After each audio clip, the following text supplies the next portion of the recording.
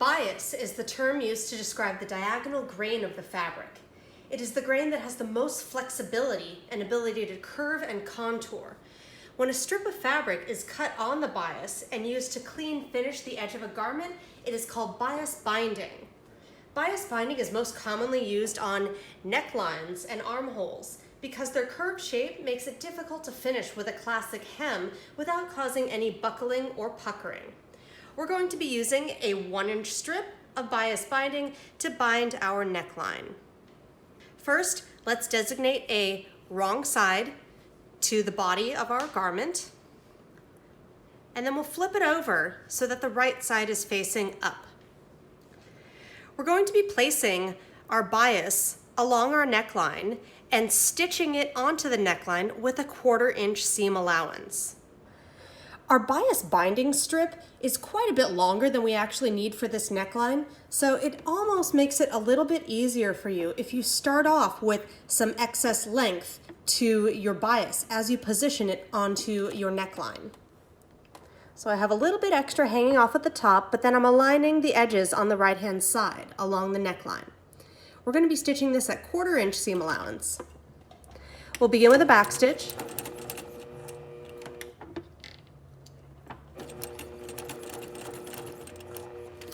And as you go, we'll want to be sure that we're matching the edges of the two pieces of fabric together.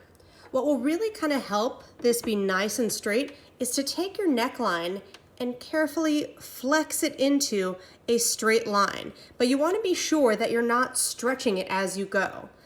Also, make sure that you're not stretching the bias as you go. The bias is very flexible and stretchy, but make sure that it sits gently on top of the fabric as we move along.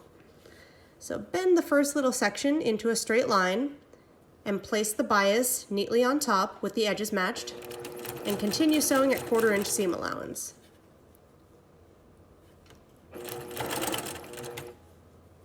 Just do it in small sections.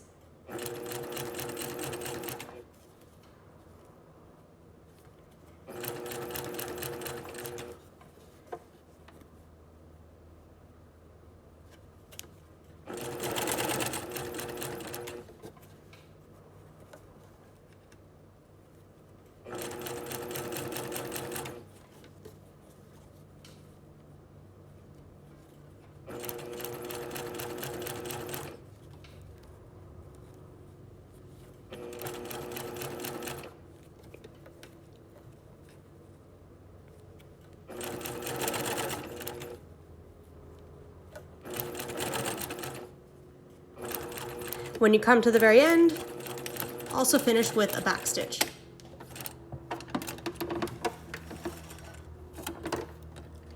After your binding has been stitched onto the right side of your neckline, trim off your loose threads and then come in and you can cut the excess bias off of either end of your sample.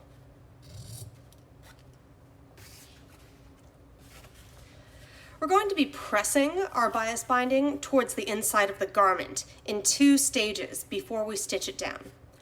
First, have everything positioned just like this with the right side facing up, and we're going to be folding the bias upwards and pressing it along this seam. Make sure that you don't extend the iron really far onto the bias binding, or else you'll end up pressing folds into it. So I'm just using the edge of the iron really, and running it just past where the stitch line is so that it's creasing the bias upwards along the seam.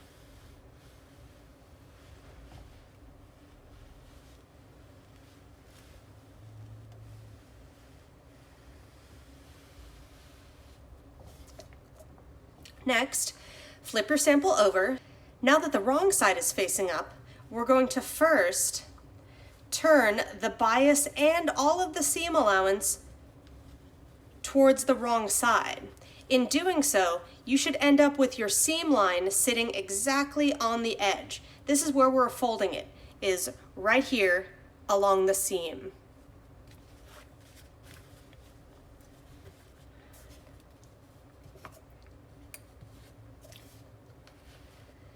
As you turn it towards the wrong side, folding it along the seam, you'll want to, section by section, press that in place with the iron.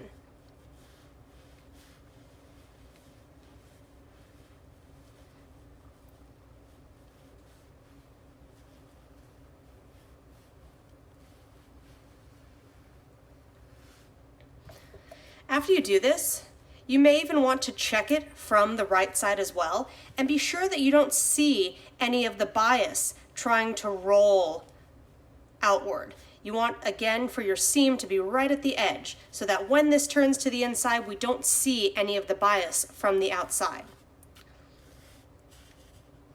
Now, the final stage of the pressing will be to take our raw edge and tuck it underneath the seam allowance and in towards our stitch line. Tuck it as deeply as it can go, and then you'll press with the iron to secure it in place. So really kind of position just one little section at a time, being sure that we still have our seam nicely rolled to the outer edge of the neckline, and that as much of that excess is tucked deep into the seam under the seam allowance without creating any folds or puckers. And then you'll carefully want to press it in place.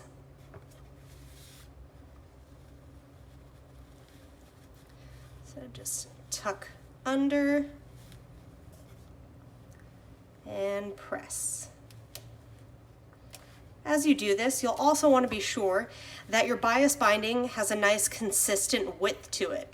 If it's wider in any areas, that could mean that you're not tucking the edge deeply inside enough.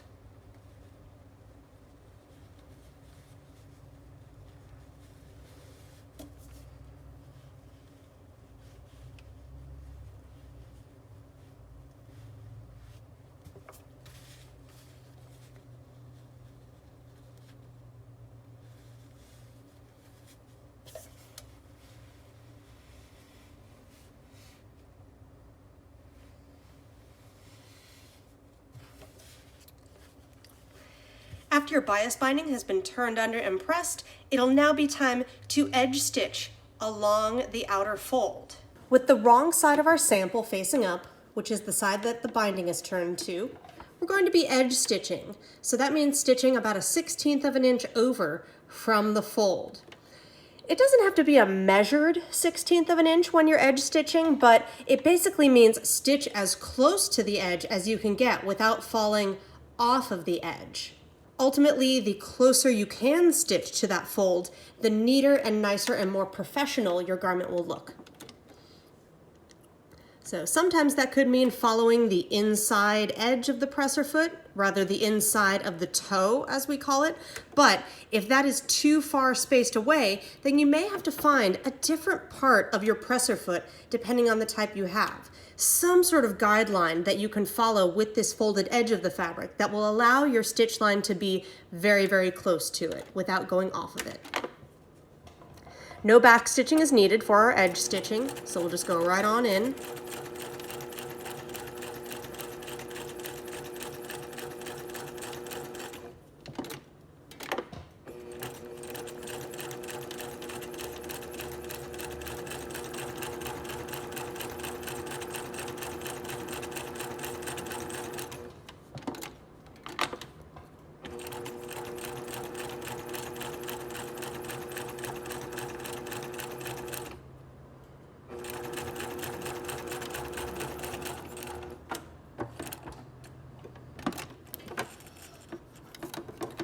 After you have edge stitched your binding in place, go ahead and give it a final press from both sides of the sample.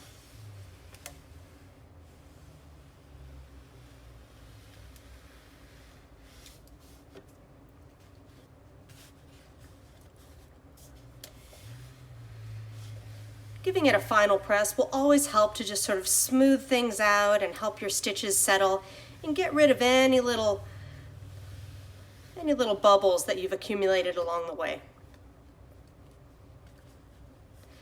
After pressing, place it in your notebook with the wrong side facing up. For our next sample, we'll be creating a shirt front with a patch pocket and flap, as well as a facing to finish off the neckline and front edge of the shirt. We'll be creating and attaching the pocket first, as this is much easier to do without the facing getting in the way.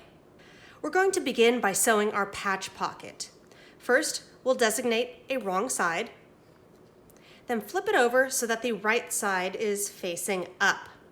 The top edge of the pocket will be the side that has the 2 notches, so this will be our top.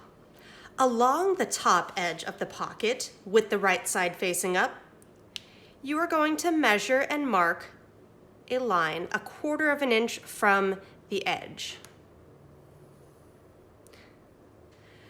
When you're working on a garment where you're not going to want a lot of marks left behind, then you'll want to use an appropriate tailor's chalk to make your marks. For now, it's fine if we just make our marks using pencil, as this is a practice garment.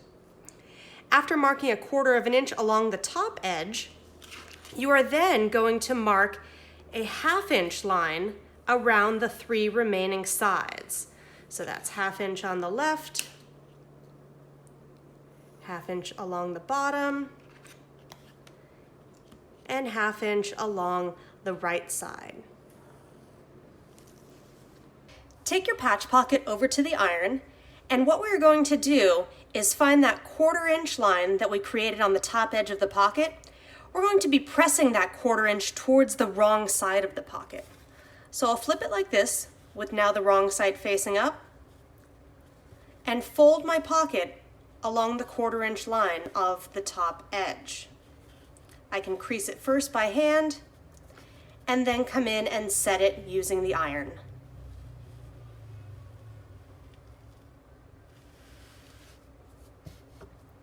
After pressing that 1/4 inch to the wrong side of the pocket, we want to have the right side of our pocket facing up, and we're going to look for those 2 notches that are placed along the top edge of the pocket.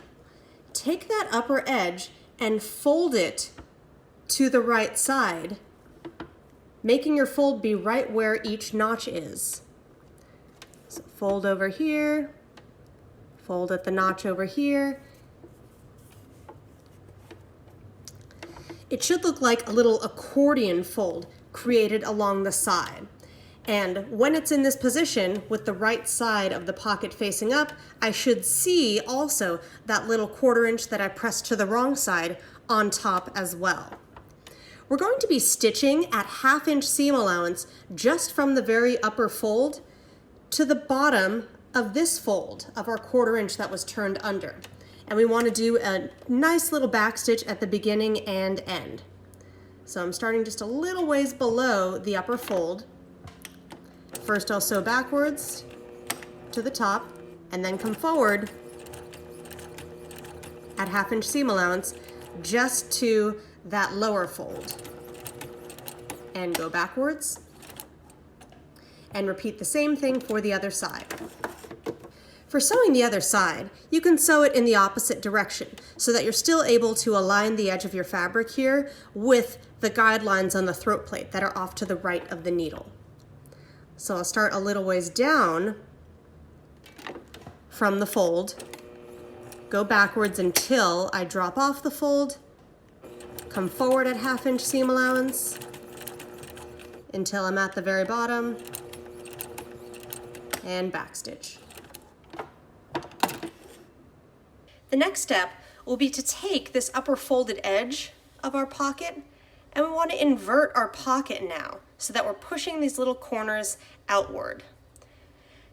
We want to make sure that we have a nice, clean, sharp corner there, so I'm going to use a tool called a point turner that allows me to just kind of get up inside there and carefully pop those corners out, nice and sharp.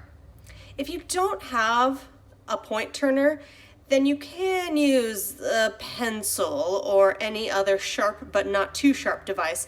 Just be careful that you're not leaving any marks or stabbing any holes as you push your corners out. Next, we're going to press the upper folded edge of our pocket in place. We want to make sure that this fold is a nice consistent width as it goes across. So that width has already been established at the ends by our seam, but make sure in the middle this doesn't get folded down too much to where it bulges out and gets wider at the center. Position it so that it looks nice and even, and then use your iron to press the fold in place.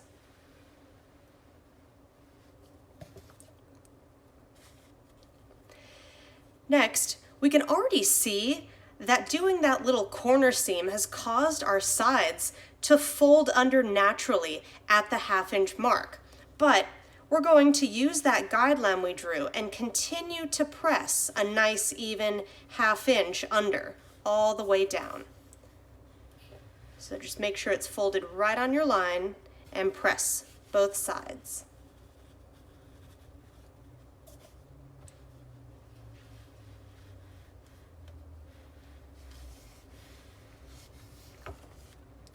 Then come to your bottom edge and also turn that under and press on the 1/2 inch line.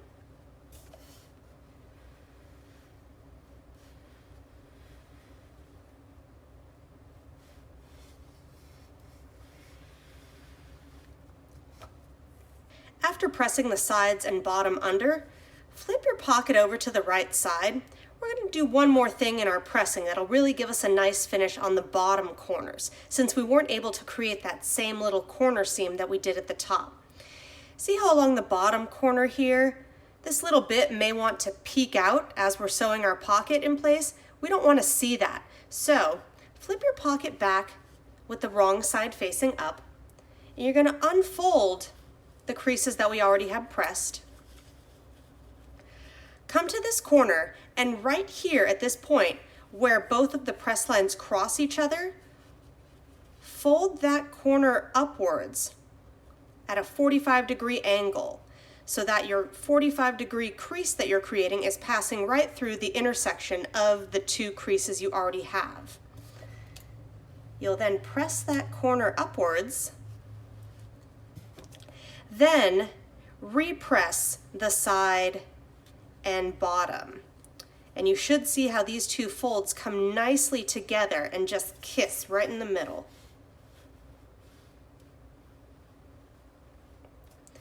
Then repeat the same technique on the other lower corner.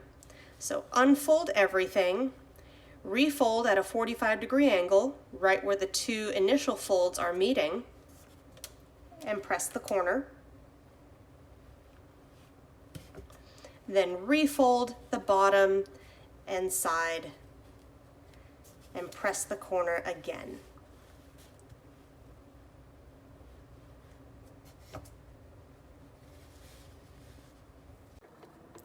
The next step will be to hem the top edge of our pocket.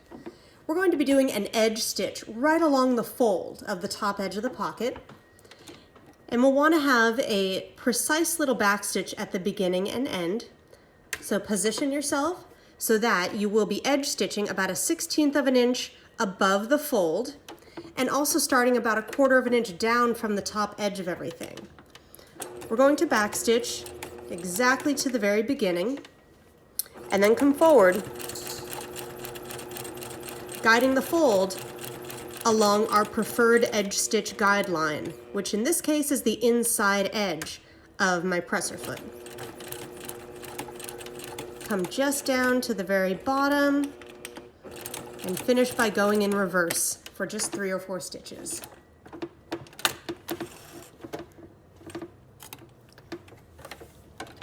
It's now time to position our pocket and stitch it onto our shirt front.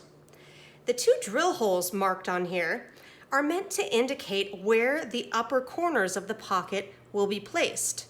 But since we always want all drill holes hidden when the garment is completed, you can see that they're placed a little bit inward from where the actual sides of the pocket will sit.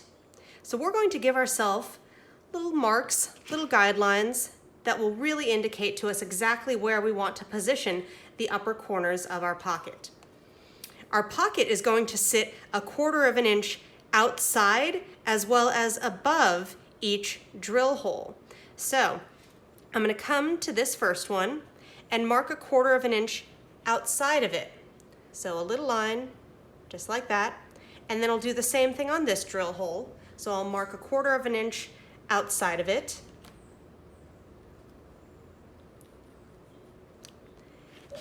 And then I'll position my ruler across the top so that I can make a little cross mark a 1/4 of an inch above the drill hole on both. So right here, I'll mark 1/4 of an inch above the drill hole until it meets my other line. Same thing with this one.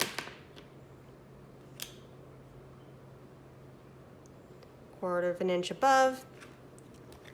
Now, when I look at my marks, these two corners indicate where the upper corners of your pocket should sit as you attach it. Now again, marks like this would not be ideal in a completed garment that you're sewing on fashion fabrics unless you do them in a tailor's chalk that is meant to evaporate or disappear or can be easily brushed away. But for our practice garment, it does help us to draw a little pencil line to indicate our exact placement, just so you get the feel for where a pocket is placed in relation to where the drill holes are placed. So match the upper corners of your pocket to your marks. And let's use a few pins to secure this in place as we sew it. It'll just make life easier so that we're not having to fight the placement of the pocket if it tries to move against the shirt front. We could get away with probably about 3 pins on this, maybe in the middle of each side. You always want to pin perpendicular to the direction that you're sewing. So since we're going to be sewing in this direction, I want my pin on the side to face that way. We'll do the same thing on the opposite side. And then on my bottom edge as well, I'll do 1 perpendicular pin right in the center. We won't be stitching across the top of the pocket or else we won't have a pocket opening anymore. This will stay open, but we are going to be edge stitching down the side, across the bottom, and up the other side, all in one fell swoop. Once your pocket is pinned in place, bring it over to your machine and position it so that you will be stitching a 1/16 of an inch inward from the folded edge. And we want to begin about 1/4 of an inch down from the top edge of the pocket to allow us to do a back stitch. So I'm going to start by sewing backwards just until I drop right off the folded top edge of the pocket. And then I'll come forward. You want to try to keep a nice consistent edge stitch spacing. Now we're at our first pin. Never, ever, ever, ever, ever sew over pins. You will break your needle, or worse, you will cause long-term damage to your machine. So always remove pins as you come to them, and then continue. Now we're coming up on our corner here. I want to be sure to not sew all the way off the folded edge. Instead, I need to stop about a 1/16 of an inch short of the bottom edge so that when I pivot and continue, I'll also be edge stitching the appropriate 1/16 of an inch from the bottom edge. So if you need to, you can turn your hand wheel to walk your machine forward so that you don't overshoot it. And right about here, I'm about a 1/16 of an inch from the bottom. So I want to make sure my needle is down in the fabric, and then I can raise my presser foot and rotate so that I'm sewing across the bottom. Now if I come across the bottom now, it actually looks like I kind of haven't quite gone far enough. I know this because my edge stitching is about to look too big if I continue forward at this placement. So that means I actually need to rotate it back and sew a little bit further, probably just 1 stitch length, or in this case, this is something you may encounter. If it feels like sewing 1 more stitch is going to be too far and not going forward will be not far enough, then what you can do is lower your machine's stitch length to a 1 millimeter stitch. So it's almost like you're taking a 1/2 stitch length or a little baby stitch. If I come forward to that point and then rotate it to check, now look at that. I am now in the perfect position to be sewing at the same edge stitch spacing that I was already using. And that was because I took that teeny tiny stitch to come forward the exact perfect amount. But I want to make sure if I do that I return my machine to my 2.5 millimeter stitch. And now we'll just continue across the bottom edge, remove the pin,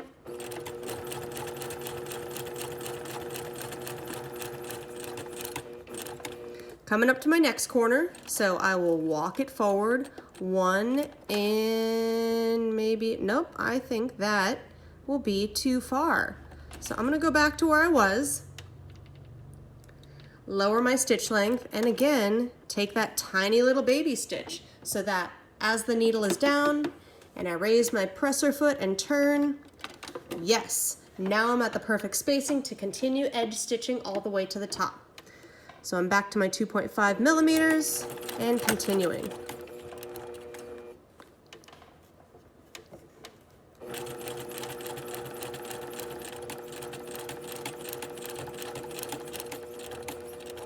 As you come up to the top, make sure your last stitch just drops off of the fold before you then go backwards a few stitches to finish.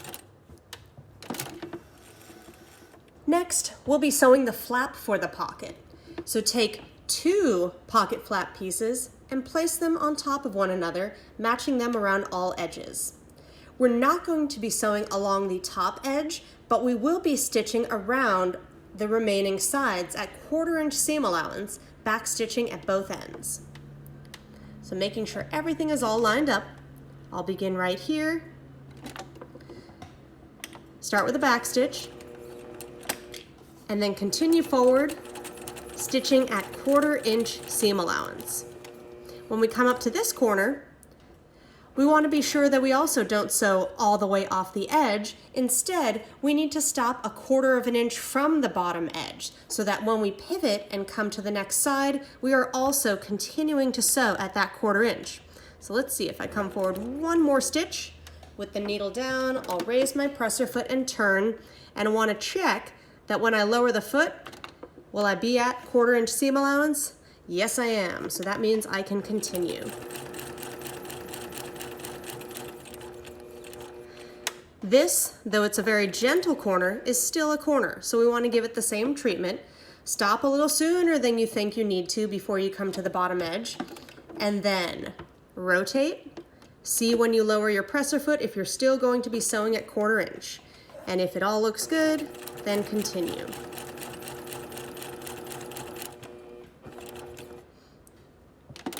Try it again, still at a perfect corner. So come all the way up to the top edge and then finish with a back stitch.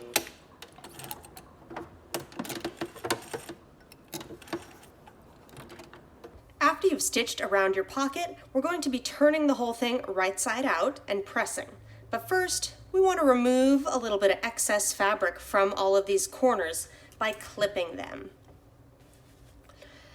For the kind of more subtle corner in the center here, you want to just remove a little triangle of fabric right at the tip of it. So you're clipping almost up to where your stitch line is to remove that little triangle.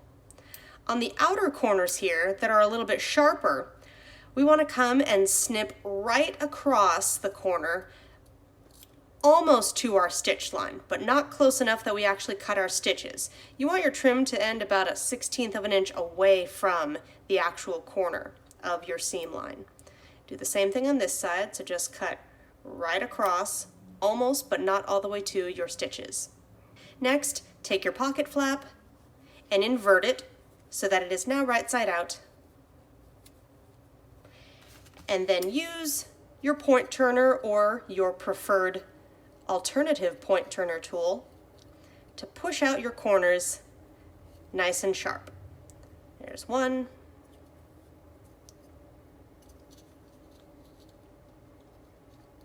Two. And then we'll even come down to this gentle little corner at the bottom and make sure it's nice and as outward as can be. We're going to be pressing our seam around the edges of the pocket flap, so we want to make sure at all points that that actual seam line is right at the outer edge and it's not rolling towards the top or underside of the pocket flap. So really kind of use your fingertips and make sure all excess fabric is rolled outwards and there isn't a little pocket of fabric hiding inside. And then press one side at a time. So now come to this one. Kind of roll the excess outward, pinch and roll, and press.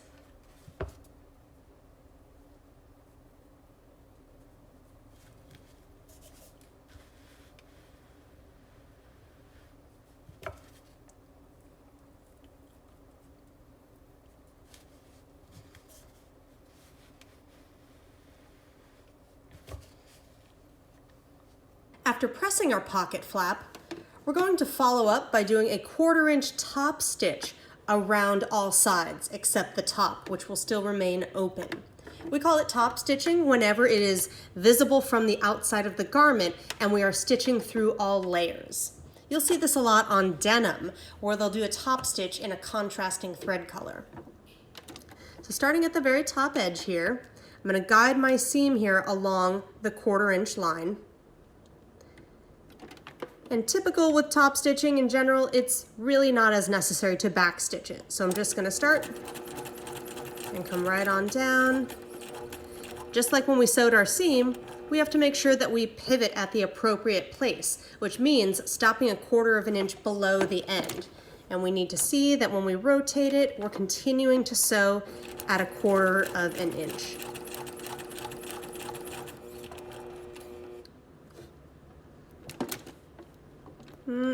So that looks like I didn't quite go far enough. I have too much excess fabric sticking out here. So I'm going to turn it back, and I think I need to do that trick where I make my stitch length small because I only need to come forward the tiniest bit. Let's see if I rotate it this time. That looks pretty good for me to continue at my 1/4 inch.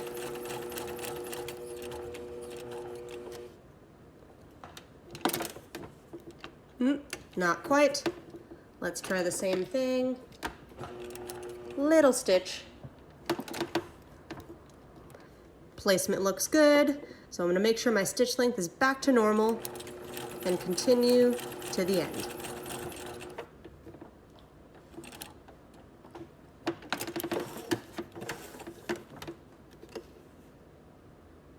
Now it's time to attach our pocket flap. Our flap, even though it will ultimately finish downward and cover the top edge of the pocket, we will actually sew it on facing in this upward position. The edge of our pocket flap should be spaced a 1/2 inch above the finished top edge of our pocket. So let's give ourselves a little guideline just to make sure it's nice and evenly spaced. Lightly draw a line 1/2 inch above the folded upper edge of your pocket. And now, with our pocket flap facing upward, we can position the edge of it along the line, also being sure that it is centered with the sides of the pocket. To keep it nicely positioned, let's do maybe 2 pins. 1 and 2.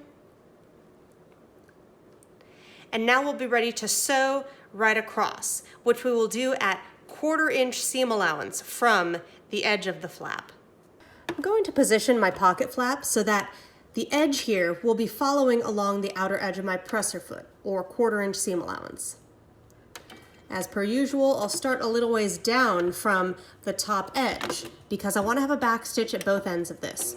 So I'll sew backwards just until I go to the edge of the pocket flap, but you definitely don't want to back stitch off of it or beyond that edge, or else you'll have stitch lines that are visible from the outside in a place where you don't want to see them.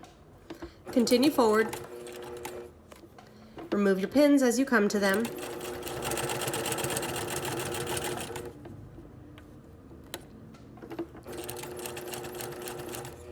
And come right to the very bottom edge, but not beyond it, and finish with a back stitch.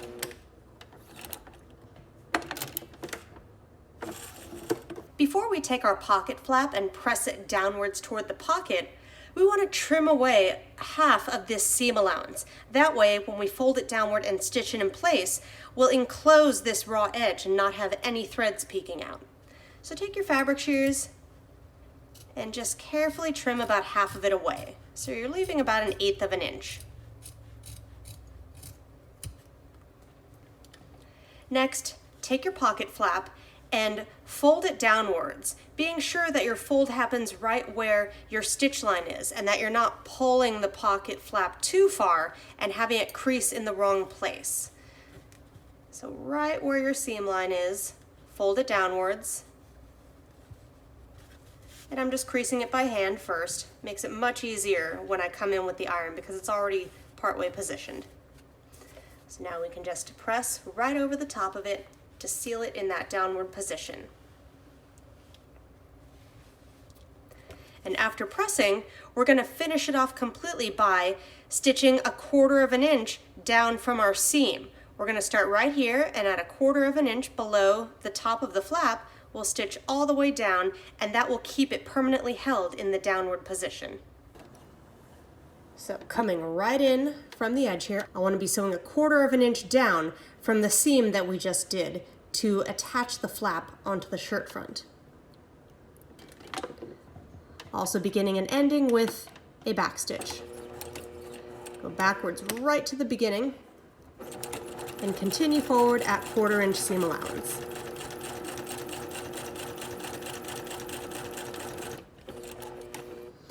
Go just to the end, but not beyond, and finish with a back stitch. After attaching our pocket, it'll be time to also sew our facing. A facing is another method for clean finishing things like necklines and armholes or the front edge of a shirt, and is almost kind of like a partial lining. It is a separate piece of fabric that follows the same shape of the edge it is finishing, that then gets turned to the inside of the garment. You're going to take your facing and place it onto the right side of your shirt front. We'll be stitching at 1/4 inch seam allowance from the bottom edge all the way up, and then we'll pivot at this corner and continue at 1/4 inch seam allowance along the curved neckline. I'm going to begin at the bottom edge with a back stitch, also sewing at 1/4 inch seam allowance.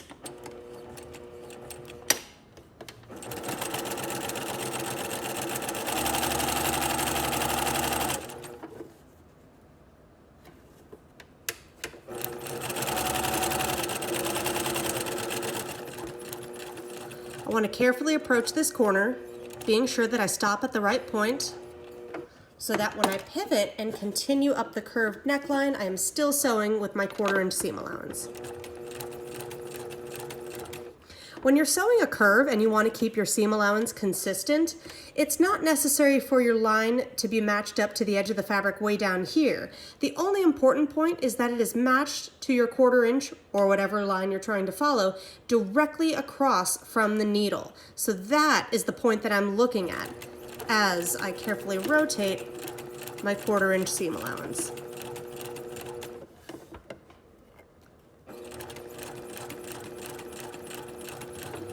When you come up to the end, finish with a back stitch.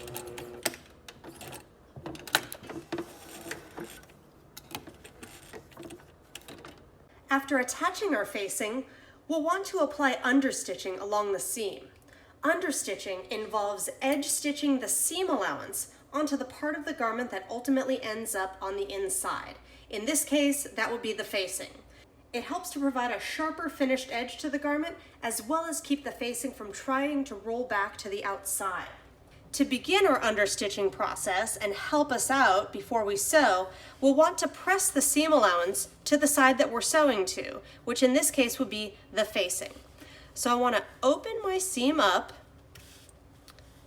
and along the front edge here, I want to be sure that I see and feel that the seam allowance is going that direction, towards the facing, not towards the body of the garment. And then you'll come in with your iron and press. You won't be able to press all the way up into the corner, but go as far as you reasonably can, and the same will be true when we go to sew it, which you'll see in a moment. Next, you'll want to do the same pressing technique along the neckline portion. I'm going to rotate it in this direction, but make sure as you press this that your seam allowance is still going the correct way, which is towards the facing, not towards the rest of the garment. The curve can be a little bit trickier, but just handle it in small portions. So press, and you don't really have to guide your iron too far up onto the facing. Just using the edge of it to press the beginning edge of the seam is all you need. For my understitching, I want to be edge stitching, as in sewing 1/16 of an inch over from the seam on the side that is the facing and the seam allowance. And I'm going to be starting at the bottom edge of the garment, working upwards towards that corner at the neckline. So I have my seam lined up with the inside edge of my presser foot, or whatever your preferred eye line is for your edge stitching.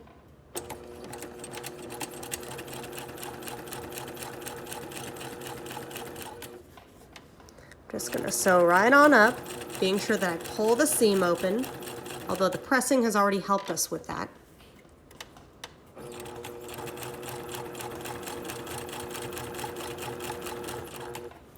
As I get up towards the corner here, it's gonna get a little tight, and remember, you won't be able to sew all the way to the corner, but the goal is to go as far as you reasonably can before you accidentally sew over a fold or another part of the garment. So just kind of reach inside the bowl and being sure that you're still spreading that seam open as wide as possible.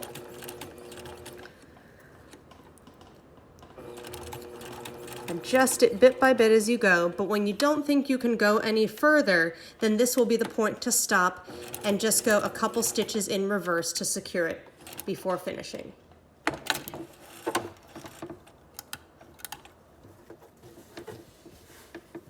Your understitching should look something like this.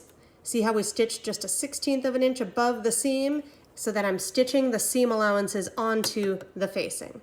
We're now going to repeat the same technique starting from the top of the neckline and working inwards towards that corner as far as we can get, but from the opposite direction now. So I'm at the top of my curved neckline.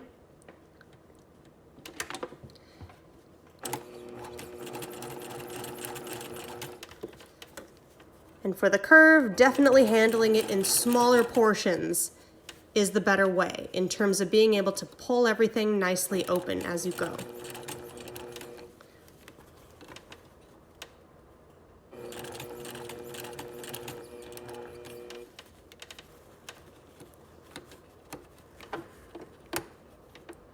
So only go as far as you reasonably can before it gets a little too scary. Right about now will be a good point to finish with a little back stitch. And now we are done.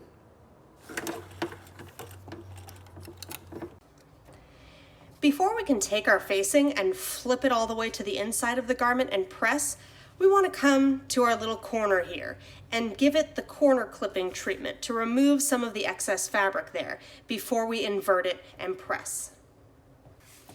Take your fabric shears and just cut at a 45-degree angle right across where your stitches are, being sure that you come close to your corner of stitches but not all the way up to it.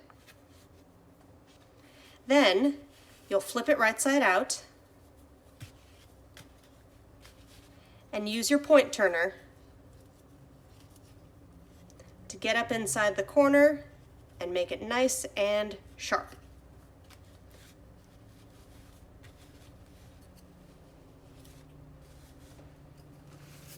Also come in and snip any stray threads that you weren't able to reach while it was still inside out. We're going to be giving this a final press now to really nicely finish off the edges of the facing. So I like to have the facing upwards as I do this. You'll want to really kind of roll your seam so that the seam, the initial seam, is sitting on the outer edge, but your understitching will be about a 1/16 of an inch inward. Then go right over the top.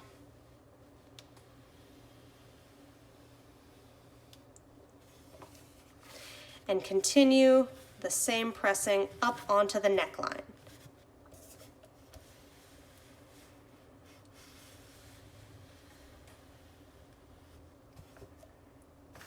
After you've pressed the facing edge from the wrong side, also flip it over and give it a nice final press from the right side.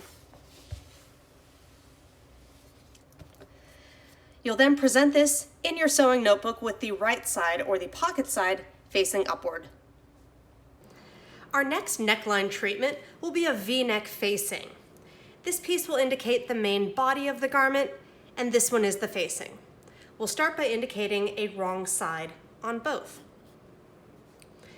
Next, we'll flip the body over so that the right side is facing up, and then place our facing on top of it so that we're essentially putting the right sides together, matching up the V-neck neckline shapes.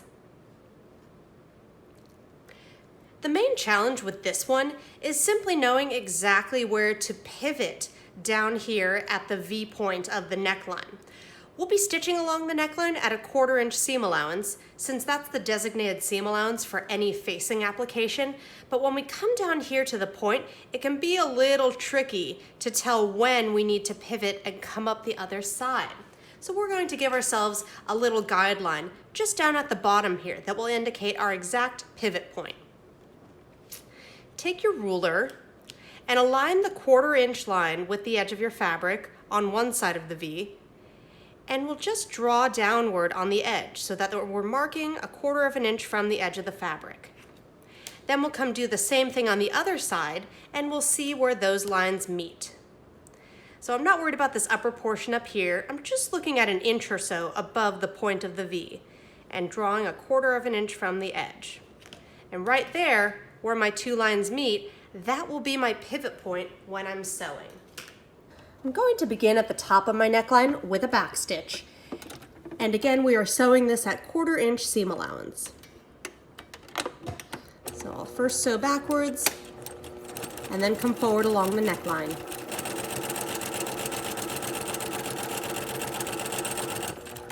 Now as we get down to the bottom, I have my pencil line already in place to show me exactly where to sew. You want to come forward and stop with the needle down exactly at that spot, right where our two lines meet. With the needle down, raise your presser foot, rotate your garment, and lower the foot again, with the next section of your guideline positioned nice and straight in front of the presser foot. You're going to continue sewing forward on the line until you have an edge of the fabric again to guide along your 1/4 inch line on the throat plate.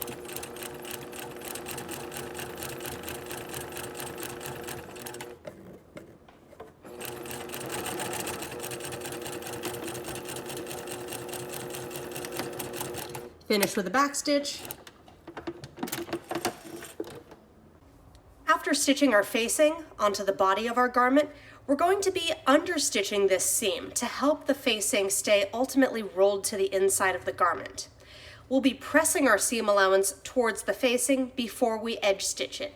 But before we even do any of that, we need to come to the point of our V right here, and we want to clip it inwards almost up to our stitch line. This will relieve any of the tension that we have in this point and allow us to turn it right side out. If we didn't do this little clip, then we would have a bunch of bunchiness and puckeriness right in that point. So you're just going to take your fabric shears and go straight in and snip almost up to your stitches. So you've just created a little clip in the center. Next, we'll want to take our facing and fold it back, and we're going to be, from the right side of everything, pressing our seam allowances towards the facing. So make sure you see that your seam allowances are going in that direction and not towards the body of the garment. And we'll press each side of the V-neck separate from one another. So press and gently adjust it as you go, and just press up to the point of your stitches before then moving on to the other side. You can turn it around and now fold the other half upwards and press just from the point of the stitches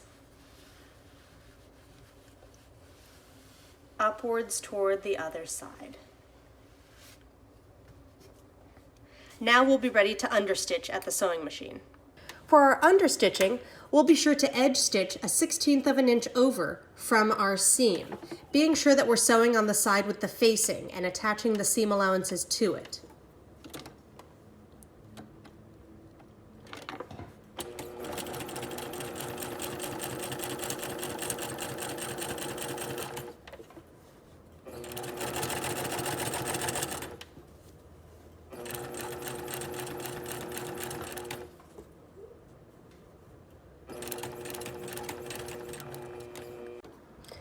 As we come down towards the point here, we're going to have to do a big adjustment of everything to allow our stitch to be continuous. So,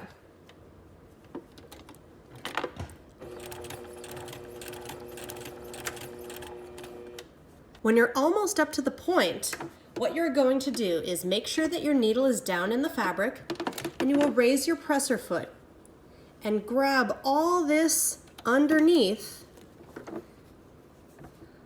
and flip it around, and do your best to lay everything out so that the facing itself is sitting nice and flat in front of you. And also be sure that your seam allowance on the other side we haven't sewn yet is facing in the correct direction, which is down towards the facing. Once you've arranged everything in that manner, with all your excess from the body of the garment up, you can actually continue to follow your V-neck shape. So come forward a little bit more, and you're going 1/16 of an inch past the point, so that when you are ready to pivot and come up this side, see how I can just shove all the excess over and away. And now when I lower my presser foot, I'm all lined up to continue edge stitching on the remaining side.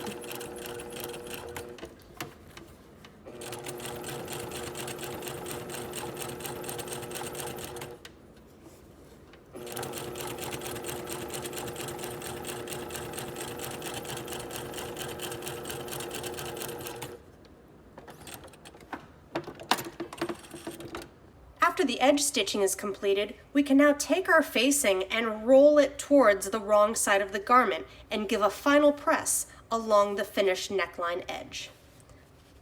So I'll just flip it over so the wrong side is facing up, grab all this and bring it around to the inside.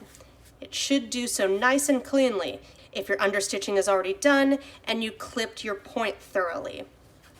So I'm just going to make sure that my actual seam, where the two pieces of fabric meet, is rolled right to the edge, and that I see my understitching towards the top side, which is ultimately the wrong side of the garment. And then give a nice press up to the point on this side. And the same thing over here. Really roll that seam line to the edge.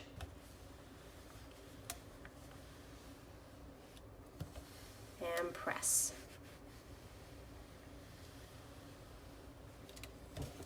Then flip your sample over and give it a press from the right side as well.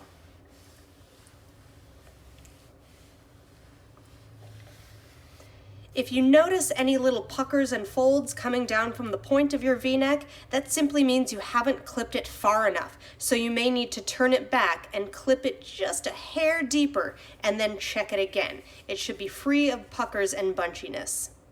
After pressing, present it in your notebook with the wrong side facing up.